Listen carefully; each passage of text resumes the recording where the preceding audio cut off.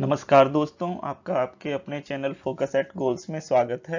आज इस वीडियो में हम बीपीएससी तथा अन्य एग्जाम्स के लिए उपयोगी हिस्ट्री यानी इतिहास के 20 महत्वपूर्ण प्रश्नों को डिस्कस करेंगे। तो आइए प्रश्नों की शुरुआत करते हैं। आज का पहला प्रश्न है, निम्नलिखित में से किस शासक ने संपूर्ण श्रीलंका पर विजय प्राप्त की? इसके ऑप्शंस हैं ए राजराज प्रथम, बी राजेंद्र प्रथम, सी कुलोत्तंग प्रथम, डी आदित्य प्रथम और ई उपयुक्त में से कोई नहीं या उपयुक्त में से एक से अधिक। तो इसका आंसर है बी राजेंद्र प्रथम। हालांकि सर्वप्रथम श्रीलंका पर विजय राजराज प्रथम ने पाई थी, लेकिन संपूर्ण श्रीलंका को विजित करने का श्रेय राजेंद्र प्रथम को जाता है। हमारा अगला प्रश्न है, ताम्र पाषाणिक स्थलों में अनाज का सबसे बड़ा साक्ष्य किस स्थल से प्राप्त हुआ है? इसके ऑप्शंस हैं ए दायमाबाद, बी इनामगांव, सी नवदा टोली, डी मालवा और ई। तो इसके आंसर हैं सी नवदा टोली। नवदा टोली जो नर्मदा नदी के किनारे स्थित है, से अनाज के सबसे बड़े साक्ष्य मिले हैं। हमारा अगला प्रश्न है, इब्न बतूता किस सुल्तान के शासनकाल में भारत आया था? इसके ऑप्शंस हैं ए बहलोल लोदी, बी मोहम्मद बिन तुगलक, सी फिरोज शाह तुगलक, डी गियासुद्दीन तुगलक और ई। तो इसका आंसर है बी मोहम्मद बिन तुगलक। मोरक्को निवासी इब्न बतूता मोहम्मद बिन तुगलक के शासनकाल में 1333 ईस्वी में भारत आया था। उसकी यात्रा वृत्तांत किताब उल रहला है, जिसमें सल्तनत काल में डाक व्यवस्था का विस्तृत विवरण प्राप्त होता है। हमारा अगला प्रश्न है, कलकत्ता में हिंदू कॉलेज के संस्थापक कौन थे? तो इसके ऑप्शंस हैं ए डेरेजियो, बी ईश्वरचंद विद्यासागर, सी केशवचंद, डी राजा राम मोहन राय और ई। तो इसका आंसर है डी राजा राम मोहन राय।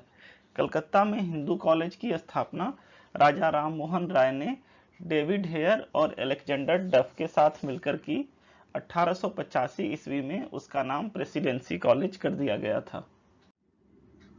हमारा नेक्स्ट क्वेश्चन है, महात्मा गांधी ने किस गोलमेज सम्मेलन में कांग्रेस का प्रतिनिधित्व किया था? इसके ऑप्शंस हैं प्रथम गोलमेज सम्मेलन, बी द्वितीय गोलमेज सम्मेलन, सी तृतीय गोलमेज सम्मेलन, डी चतुर्थ गोलमेज सम्मेलन और ई। तो इसका आंसर है बी द्वितीय गोलमेज सम्मेलन। द्वितीय गोलमेज सम्मेलन का आयोजन 1931 ईस्वी में हुआ था, जिसमें कांग्रेस के एकमात्र प्रतिनिधि के रूप में महात्मा गांधी शामिल हुए थे। तीसरा गोलमेज सम्मेलन 1932 में हुआ था। आपको हम यह भी बता दें कि चतुर्थ गोलमेज सम्मेलन नहीं हुआ था। हमारा अगला प्रश्न है, अरुणा आसफ अली का संबंध किस स्वतंत्रता संघर्ष आंदोलन से था? इसके ऑप्शंस हैं ए सविनय अवज्ञा आंदोलन, बी भारत छोड़ो आंदोलन, सी असहयोग आंदोलन, डी स्वदेशी आंदोलन और ई। तो इसका आंसर है बी भारत छोड़ो आंदोलन। अरुणा आसफ अली का संबंध भारत छोड़ो आंदोलन से था, जिसकी शुरुआत 9 अगस्त 1942 को हुई। आंदोलन के दौरान भूमिगत रहकर उन्होंने आंदोलन का नेतृत्व किया था। 1997 में उन्हें मरणोपरांत भारत रत्न से सम्मानित किया गया। हमारा नेक्स्ट क्वेश्चन है, पटना होम रूल लिख के किस नेता ने विजयदशमी के दिन भारत माता की पूजा प्रारंभ करने का विचार रखा था?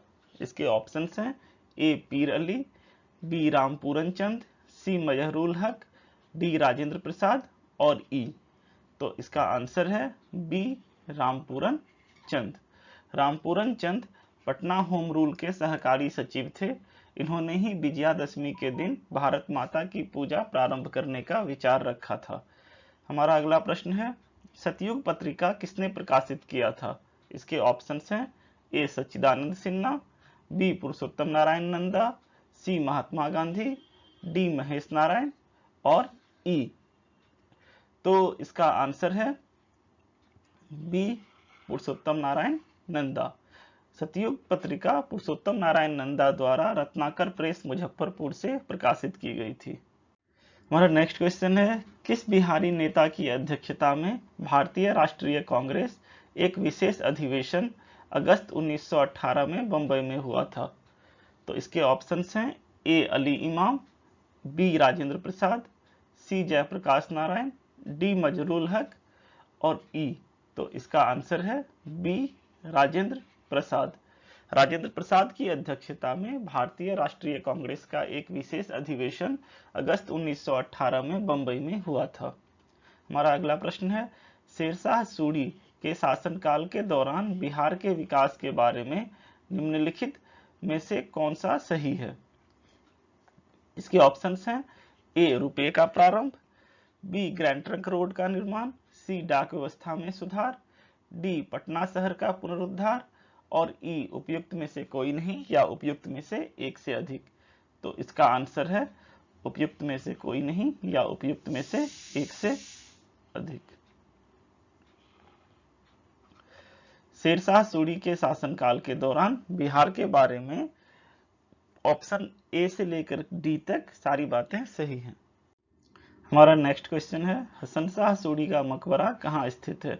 इसके ऑप्शंस हैं ए कैमूर, बी रोहतास, सी नालंदा, डी पटना और ई। तो इसका आंसर है बी रोहतास।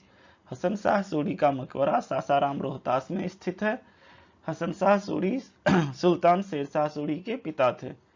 हमारा अगला प्रश्न है, किसके द्वारा वर्ष 1913 में पटना में अनुशीलन समिति की एक शाखा की स्थापना की गई थी? इसके ऑप्शंस हैं ए सचिंद्रनाथ सान्याल, बी बंकिम चंद्र मित्रा, सी प्रथमनाथ, डी पुलिन बिहारी दास और ई। तो इसके आंसर हैं ई सचिंद्रनाथ सान्याल। वर्ष 1913 में सचिंद्रनाथ सान्याल द्वारा पटना में अनुशीलन समिति की एक शाखा की स्थापना की गई थी और बीएन कॉलेज के बंकिम चंद्र मित्रा को संगठन के नेतृत्व करने की जिम्मेदारी दी गई थी। हमारा अगला प्रश्न है, बिहार में प्रवेश करने वाले पहले यूरोपीय कौन थे? इसके ऑप्शंस हैं ए पुर्तगाली, बी डच, सी फ्रेंच, डी ब्रिटिश और ई उपयुक्त में से कोई नहीं या उपयुक्त में से एक से अधिक। तो इसका आंसर है ए पुर्तगाली। बिहार में प्रवेश करने वाले पहले यूरोपीय पुर्तगाली थे। हमारा अगला प्रश्न है, 1912 में पटना में आयोजित कांग्रेस के 27वें अधिवेशन के महासचिव कौन थे? इसके ऑप्शंस हैं ए आर.एन. मुधोलकर, बी सच्चिदानंद सिन्हा, सी हुसैन खान, डी सरफराज खान और ई। तो इसका आंसर है ए आर.एन. मुधोलकर। 1912 में कांग्रेस का 27वां सम्मेलन हुआ था जिसके अध्यक्ष आर.एन. मुधोलकर थे। हमारा नेक्स्ट क्वेश्चन है, गुप्त काल में निर्मित दशावतार मंदिर किस देवता को समर्पित है? इसके ऑप्शंस हैं ए शिव, बी विष्णु, सी कृष्ण, डी पार्वती और ई। तो इसका आंसर है बी विष्णु। यूपी के देवघर में स्थित दशावतार मंदिर भगवान विष्णु को समर्पित है जिसका निर्माण गुप्त शासन में हुआ था।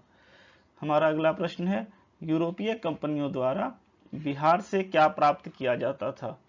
इसके ऑप्शंस हैं ए सोरा, बी नील, सी सूती वस्त्र, डी अनाज और ई उपयुक्त में से कोई नहीं या उपयुक्त में से एक से अधिक। तो इसका आंसर है ई उपयुक्त में से कोई नहीं या उपयुक्त में से एक से अधिक।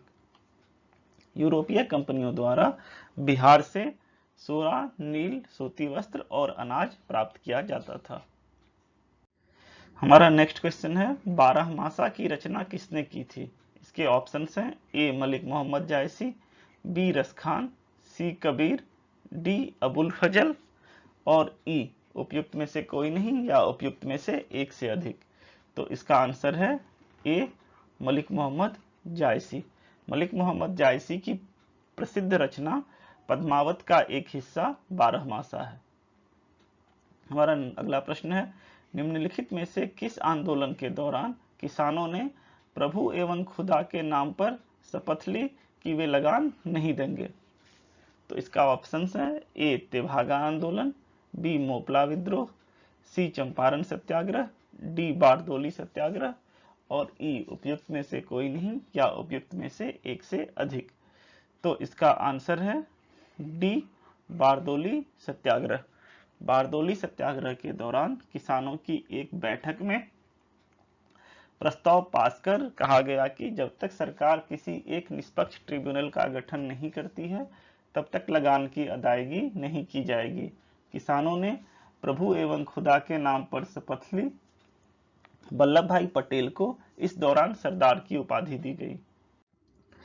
हमारा नेक्स्ट क्वेश्चन है, चित्तौड़गढ़ का कीर्ति स्तंभ किस शासक के शासनकाल में निर्मित हुआ? इसके ऑप्शंस हैं ए राणा हमीर, बी राणा कुंभा, सी राणा रतन सिंह, डी राणा संग्राम सिंह और ई। तो इसका आंसर है बी, राणा कुंभा। चित्तौड़गढ़ के कीर्ति स्तंभ राणा कुंभा के शासन में मालवा विजय के उपलक्ष्य में निर्मित हुआ था। हमारा नेक्स्ट क्वेश्चन है, भवानी मंदिर क्रांतिकारी संस्था की स्थापना किसने की? इसके ऑप्शंस हैं ए महेश नारायण, बी बाबाजी ठाकुरदास, सी भूपेंद्रनाथ दत्त और डी राजेंद्र प्रसाद और ई। तो इसका आंसर है सी, भूपेंद्रनाथ दत्त। भूपेंद्रनाथ दत्त ने पटना में भवानी मंदिर क्रांतिकारी संस्था की स्थापना की। अब हम वीडियो के अंत में आ गए हैं। हम प्रतिदिन हिस्ट्री और दूसरे टॉपिक पर वीडियो अपलोड करते हैं। अगर आपको हमारा एफर्ट पसंद आया हो तो इस वीडियो को लाइक कीजिए और चैनल को सब्सक्राइब कीजिए ताकि आपको क्वालिटी और ऑथेंटिक कंटेंट मिल सके। आप इस वीडियो को अपने दोस्तों के साथ शेयर भी कीजिए। तो मिलते हैं कल के वीडियो में, तब तक के लिए bye bye and take care.